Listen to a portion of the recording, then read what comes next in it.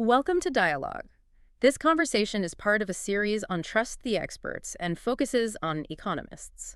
It's a field that really commands immense authority in our world, doesn't it? Oh, absolutely. We turn to them for everything, to explain the past, make sense of the present, and most importantly, forecast the future. And that future is where everything hangs in the balance.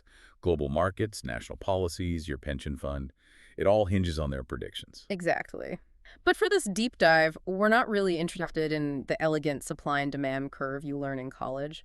We want to explore the practice of economics. Not the textbook version. No, not at all. We want to look at the real-world system of narratives and models that actually shape our lives. Right. Our mission here is to sort of peer beneath that veneer of mathematical neutrality, to understand how these incredibly powerful stories have been used historically. And how they're used to justify certain outcomes, right? To protect existing power structures and to subtly shape how we all behave. All while wearing the mask of objective scientific truth. That's the core of it, the relationship between the crisp, clean economic theory and the messy, unpredictable human reality. And that relationship is just full of tension. Yeah. Which brings us right to the core paradox of the whole discipline. Which is? Economics presents itself with the certainty of a hard science. We're constantly shown these elaborate graphs, these finely calibrated models. Well, yeah, forecasts that go out to 4 decimal points. Yeah. It implies this incredible precision. A precision you normally reserve for, I don't know, measuring physical constants. Yeah. The melting point of steel or something. They speak with an authority that suggests their variables are all locked down. But the foundational material they're measuring, the raw input. It's just human behavior. And what could be less predictable than that? Exactly. Human behavior is, by its very definition, inconsistent. It's driven by fear, by tribalism, by, irrational exuberance one day and blind panic the next. You can't just plug that into a formula. You can't predict that millions of people are going to suddenly rush to sell an asset next Tuesday based on some clean historical regression. You can model a perfect storm, sure, but you can't model the collective panic buying of toilet paper or the shared delusion of a housing bubble. Second, you introduce mass psychology. The certainty just dissolves. And this is where the famous, or maybe infamous, post hoc explanation comes into play. Right. The after-the-fact justification. Think about it. If a meteorologist forecasts sun and it pours rain, they failed, period. If an economist forecasts growth and the market crashes, their authority rarely suffers a lasting blow. They just pivot, and they deploy that explanation. The failure, you see, wasn't the model's fault. It certainly wasn't the economist's framework. No, of course not. It was our fault. The public was conveniently irrational, or some unforeseen geopolitical noise distorted the data. Or my favorite, the market had a failure of confidence. The model itself remains pristine, immaculate. It's reality that has failed to cooperate.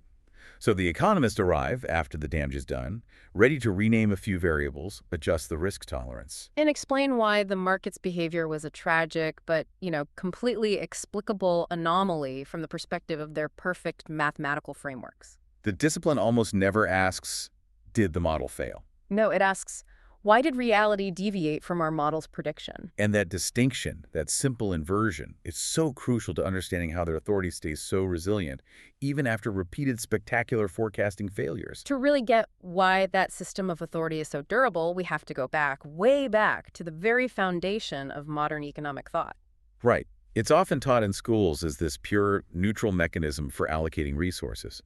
But historically, it was deeply, deeply political. It didn't start by challenging power. Not at all. It started by explaining why the existing social and economic hierarchy was not only inevitable, but in a strange and perverse sense, necessary. So let's unpack that. Let's go back to the beginning of political economy and how poverty was framed.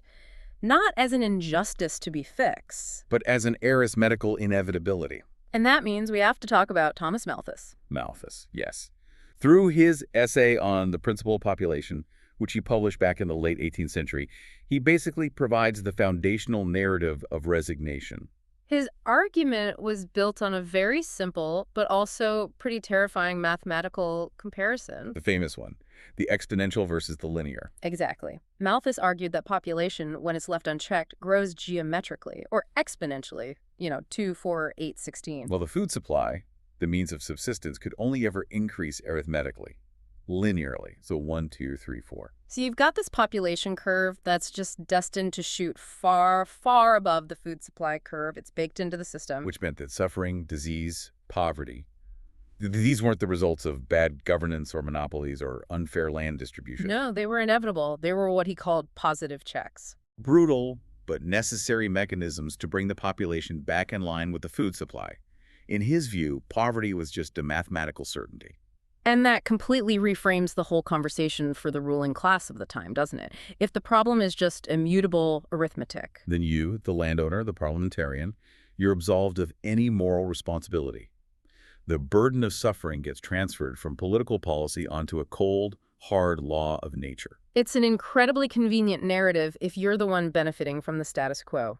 It promotes resignation among the poor.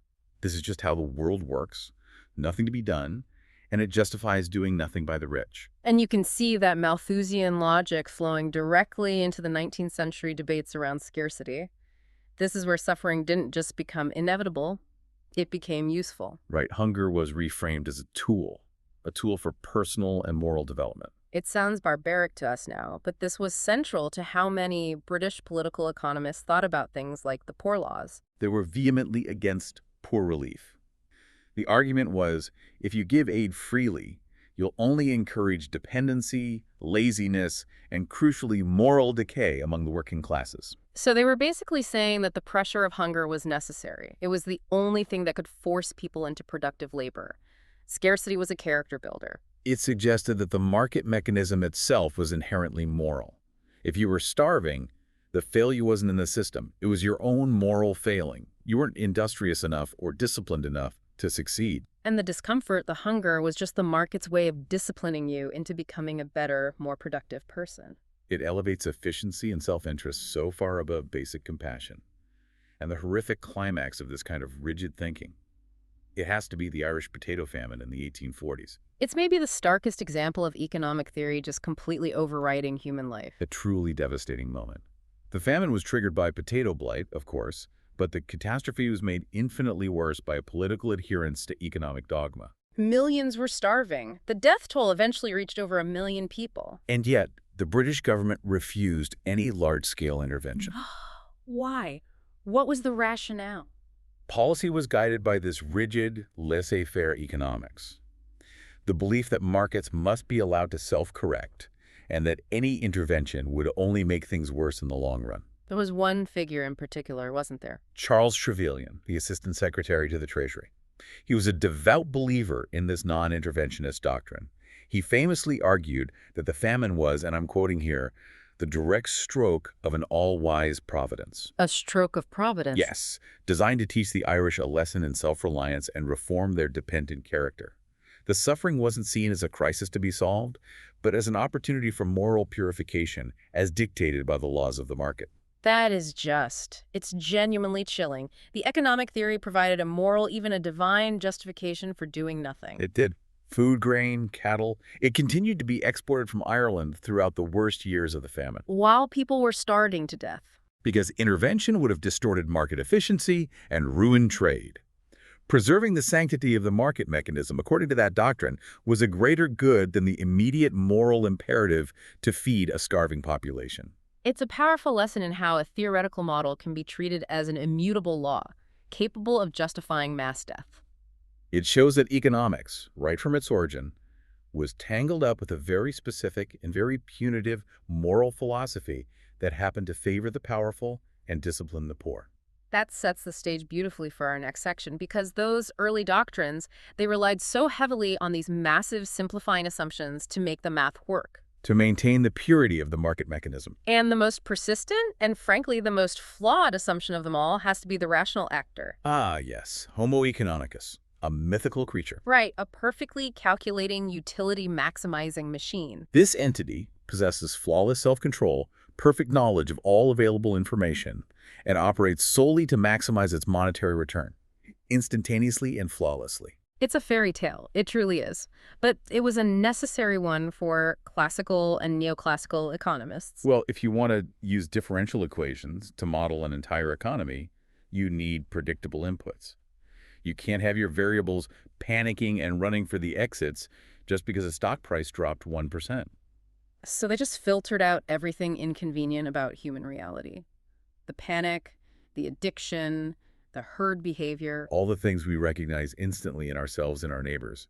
They were just labeled noise or frictions that could be safely ignored in the models. So the models functioned perfectly. The people in them were flawless. It was the real people who were the problem. And when you look at how real people interact with money, we are fundamentally irrational. Absolutely. We'll drive 5 miles out of our way to save $5 on a coffee, but we won't walk across the street to save $5 on a $1,000 laptop. That makes no rational sense. None at all. Or think about concepts that behavioral economics later confirmed, like hyperbolic discounting, where we strongly prefer a small reward now over a much larger reward just a little bit later. Right, or the endowment effect, where we value something we already own way more than we'd be willing to pay to get it in the first place. These are powerful, predictable, human biases that the neoclassical models just pretended didn't exist.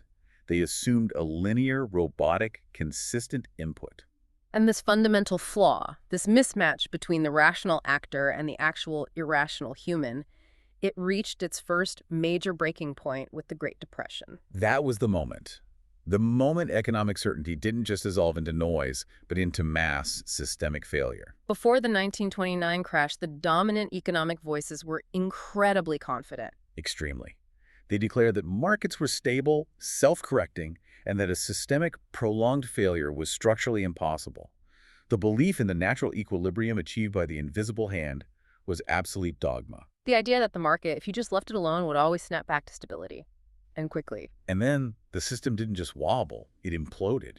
Unemployment soared from single digits into the 20s, global trade just seized up. The sheer scale of the crisis forced a reckoning. This was a failure so vast, it couldn't just be dismissed as a momentary blip of irrationality among a few traders. No, the theoretical framework itself was broken. And this crisis brought in the figure who most powerfully challenged that orthodoxy, John Maynard Keynes. Keynes was the ultimate pragmatist. He looked around and saw that in a severe downturn, the rational actor model completely failed. Businesses weren't investing, consumers weren't spending. And the economy was just stuck in a low-level equilibrium it couldn't escape on its own. He recognized what he called the paradox of thrift. In a recession, what's rational for an individual saving money is a catastrophe for the collective. No demand means no hiring, which means even less demand. So Keynes proposed the emergency brake, government intervention. Yes, his solution was active countercyclical spending, a stimulus. He said governments needed to step in and spend when the private sector wouldn't.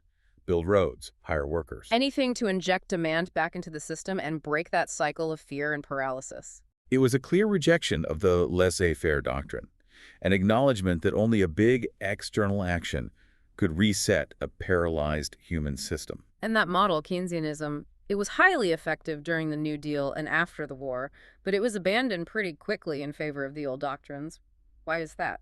Because of that deeply ingrained moral arithmetic we were talking about earlier. Ah, right. A Keynesian stimulus involves running deficits, which, while it might be economically necessary, felt politically and psychologically reckless to a lot of influential people. Spending your way out of a crisis just felt undisciplined. It lacked the moral virtue of pain. Austerity, on the other hand, forcing cuts, tightening the belt. That felt like the responsible, adult, disciplined way to manage the national household. Exactly. Austerity became the moral default, the symbol of fiscal virtue. Stimulus was immediately downgraded to an emergency-only lever, something to be pulled reluctantly and then put away as fast as possible, even if the underlying economic sickness was still there. And that powerful non-economic preference for cuts cemented an institutional bias toward austerity that would define decades of policy. Which brings us right into the policy narratives used to manage public pain and expectation. These stories almost always rely on a single compelling promise. Endure the pain now, and you will enjoy prosperity later. And austerity is the ultimate policy manifestation of that idea. It's suffering, but it's packaged as necessary medicine. We saw this cycle repeated across the developed world. Post-war Britain, the tough budget cuts under Reagan and Thatcher in the 80s. And most recently, the mandatory spending cuts forced on European nations after the 2008 crisis. In every single case, the core economic orthodoxy, often championed by institutions like the IMF or the European Central Bank, demanded spending cuts, privatization, and slashing public services. And crucially, these were often implemented during recessions, exactly when demand was at its weakest and people needed the social safety net the most. The universal justification was always patience and structural reform. They preached that this temporary suffering was essential hard medicine to fix structural imbalances. The narrative was simple. We have to endure the pain now, the job losses, the service cuts, the depressed wages, to achieve long-term health and prosperity later. But the reality, as the sources show again and again, was that for a huge portion of the population, later never arrived. How so? The evidence is pretty compelling. Austerity policies frequently choke off the very recoveries they're supposed to create.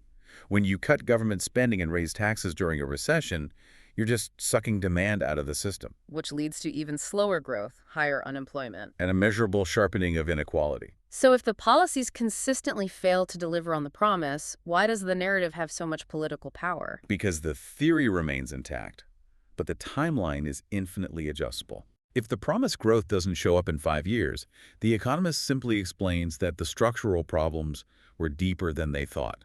It'll take 10 years, or 15. The failure is never the theory's fault, it's just that we weren't committed enough. The public is just told to wait longer. It's the ultimate confidence trick. And that same ideological rigidity is what underpins trickle-down economics, which one source calls ideological gravity. Trickle-down is the master narrative for justifying policies that favor the wealthy.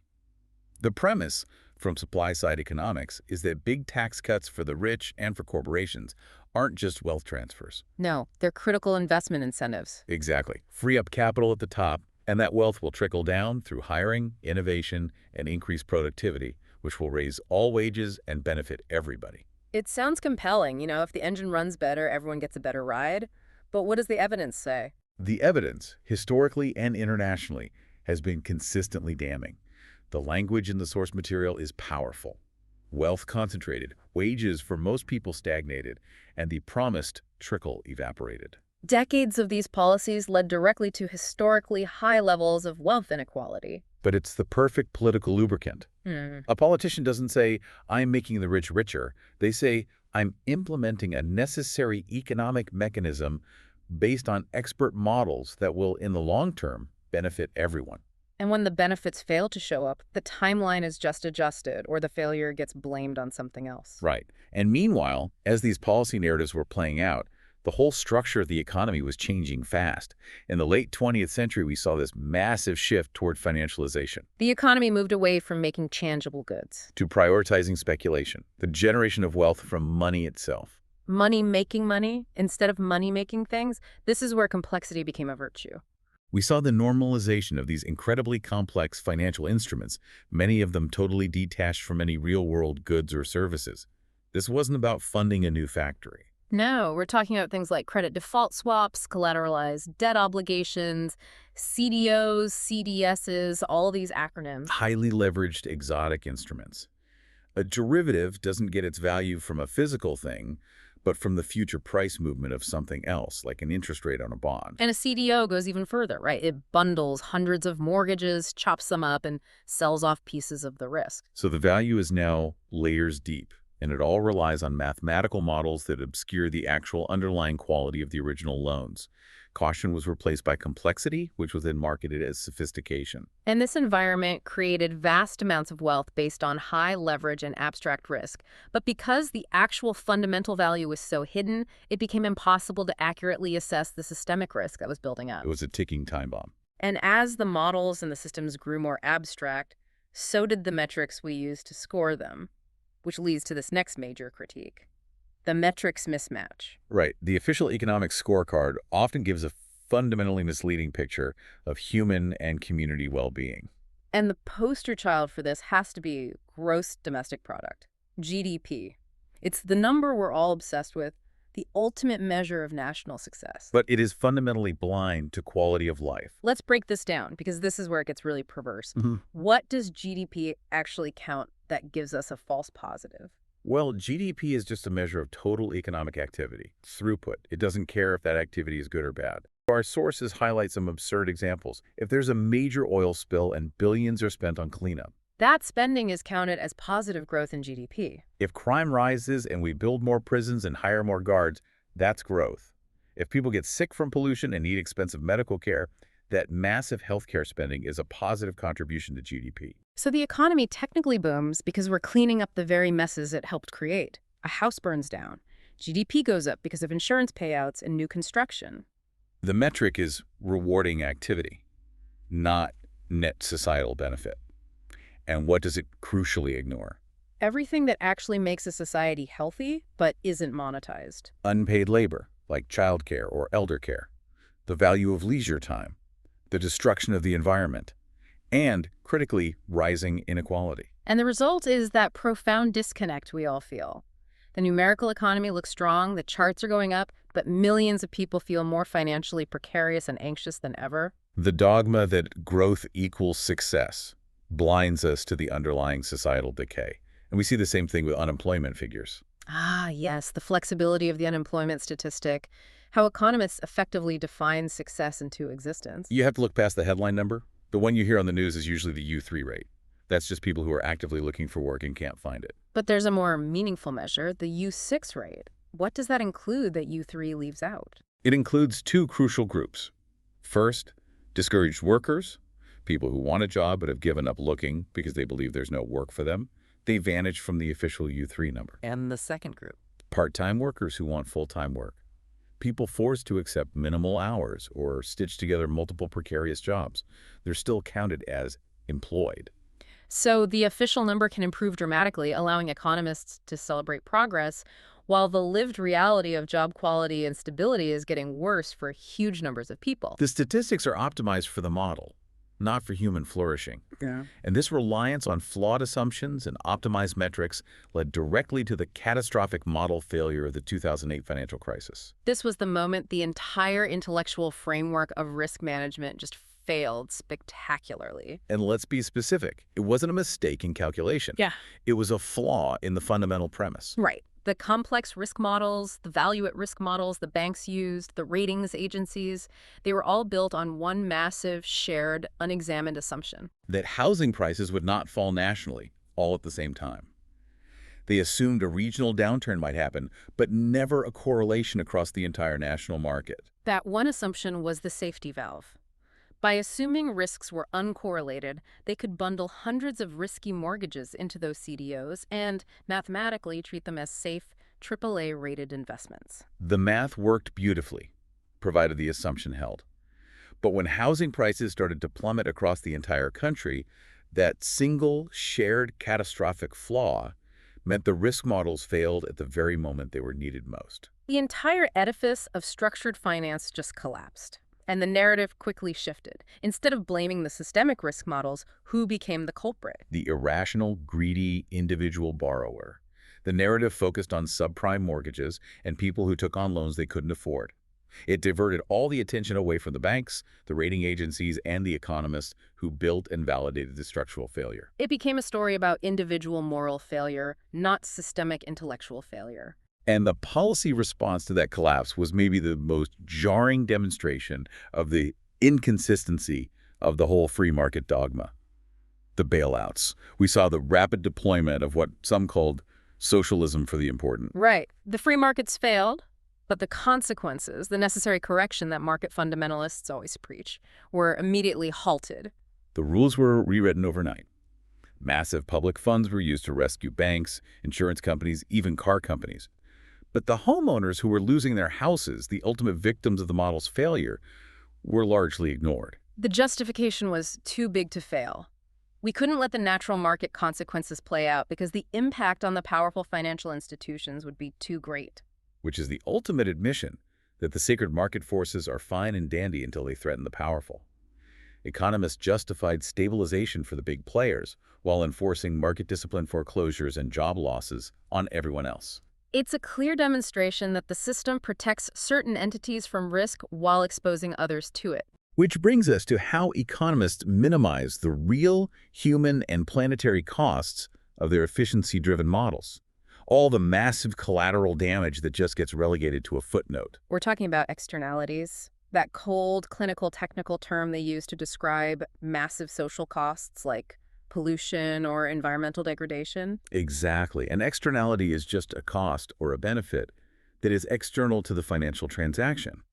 If a factory pollutes a river, the cost of the cleanup, the poor health of the local population, the loss of biodiversity, None of that is factored into the company's internal spreadsheet or the price of their product. It's externalized. It's a way of saying we balanced our books, our profit margin looks great. If the planet or the local community doesn't balance, that's an external problem, not an economic one. By framing an environmental crisis as an accounting issue, a cost that just needs to be internalized with something like a carbon tax, they minimize the actual gravity of the problem. It allows the logic of the spreadsheet to perpetually trump the logic of planetary survival. And we saw this same minimization tactic used aggressively with globalization and free trade agreements. Right. Economists consistently push for free trade, arguing for these massive global efficiency gains that would benefit everyone. And on paper, those gains were real. Global GDP went up, consumer prices fell. But those gains came at a massive, concentrated cost to specific communities in developed nations. When manufacturing jobs vanished overseas, Economists acknowledged the costs, but they minimized them. They called them adjustment costs. an adjustment implies something quick and fluid. A worker loses a factory job on Tuesday and retrains for a tech job by Friday. But that's not what happened. These weren't temporary adjustments. When the main employer in a small town leaves, the town doesn't just adjust. It enters a cycle of long-term economic and social decline that can last for generations. The theory prioritized the elegance of macroeconomic efficiency over the granular, localized, devastating human cost. It's almost astonishing, then, that it took so long for the field to integrate psychological reality. To the late arrival of behavioral economics, Behavioral economics emerged as this necessary corrective, finally confirming what common sense had shown for centuries. People are not homo economicus. they're driven by cognitive biases, by fear, by social context. And the incredible irony is that this realization that humans are, in fact, irrational was treated as some major intellectual discovery. It won Nobel Prizes. And it surprised virtually no one except the neoclassical economists who'd spent a century building models assuming the exact opposite. But here's the crucial part. While the theory changed, the core economic system and the policy priorities often remained remarkably rigid. Exactly. We learn that people are irrational, but we rarely use that knowledge to fundamentally change the deregulatory structure or the bias toward austerity. Why? Because the models continue to serve power. And they maintain their authority by using the models themselves as an impenetrable shield. Policies get rubber stamped because the complex math has dictated the outcome. This is the idea of models as moral authority. When a political or ethical debate like whether to cut retirement benefits is settled because the model says this is the most efficient outcome, it replaces public debate with a claim of mathematical inevitability. And all the underlying assumptions, the biases built into the risk parameters, the weighting of different interests, all of that is buried deep inside the equation, inaccessible to the public. The conclusion is presented as objective fact, rather than a chosen outcome based on specific, often self-serving, assumptions, which leads directly to the way economists talk.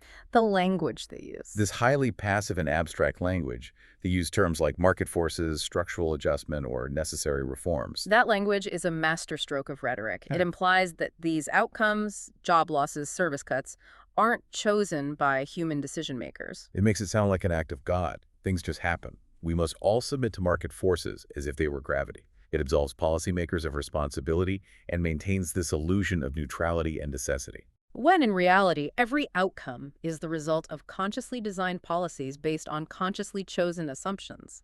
So if we pull this all together, from Malthusian resignation to the rational actor fairy tale to the selective metrics and the language of inevitability, we have to ask the critical question: what is this profession actually rewarding? What's the incentive structure? It's incredibly clear. Economists are rewarded for building elegant, mathematically sophisticated models. They're rewarded for providing clear, confident, unambiguous conclusions. And most importantly, they're rewarded when those conclusions align neatly with the interests of existing power structures. If your model provides a neat answer that justifies a corporate tax cut or financial deregulation, you succeed. You get published, celebrated, consulted. But if your model is messy, full of caveats, and suggests a radical reevaluation of wealth distribution, you're far less likely to gain traction. The system rewards certainty and alignment with the status quo, not humility or inconvenient accuracy. Which brings us to the final illusion, the heart of the entire critique. Economics insists its main function is descriptive, that it's just explaining how reality works. But in practice, it is powerfully prescriptive. It frequently operates not to describe reality, but to prescribe obedience. It tells us what we must accept as inevitable, what sacrifices are necessary, and who should wait patiently for a prosperity that might never come. And the ultimate psychological operation, the greatest trick economics has pulled on the public, is convincing us that these outcomes, the massive wealth concentration, the cycles of painful austerity, the precarity for millions, were all natural. Or fate. Hmm. But they weren't fate. They were consciously designed policies based on models built with specific, biased political assumptions. The outcomes were chosen, then wrapped in equations, and delivered with the confidence of mathematical law. The goal at the end of the day is to manage public expectation and minimize resistance. If you believe the pain is natural, you don't fight the policy. You just resign yourself to the arithmetic, just like Malthus wanted. So the final thought we want to leave you with is this. To trust any expert, especially in a discipline as politically powerful as economics, without questioning whose interests the models serve and what assumptions are hidden beneath the elegant equations, well, that's not rationality. It's submission. A submission that's wrapped in equations, delivered with confidence, and justified after the fact. When the theoretical certainty of a model replaces the nuanced, complex reality of human life, society risks a quiet, profound fracture, even if the headline GDP figures continue to show nominal growth. The question is, are we optimizing for the spreadsheet or for the quality of life? If you enjoyed this conversation, please like, subscribe, and share this video. Also, let us know in the comments what really stood out to you in this conversation, and if there's any related topic or new topic that you would like covered in a future video.